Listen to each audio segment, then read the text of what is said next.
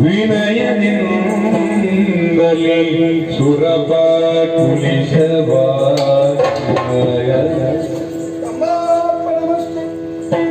ಅನಿಮಿಜರು ಶಕ್ಯಾಯುಧಗಳ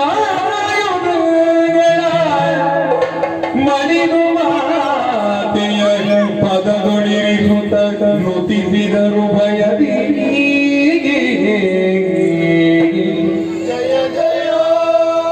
ಜಯ ಜಯ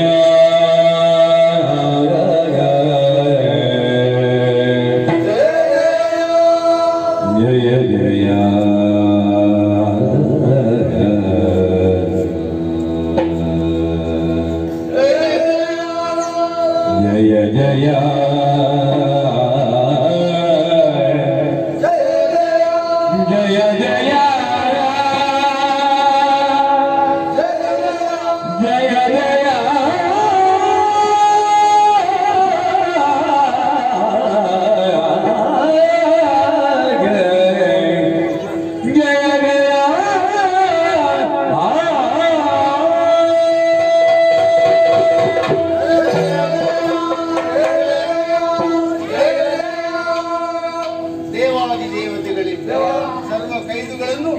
ದೇವಿಯ ಪದತಳದಲ್ಲಿ ಅರ್ಪಿಸುತ್ತೇವೆ.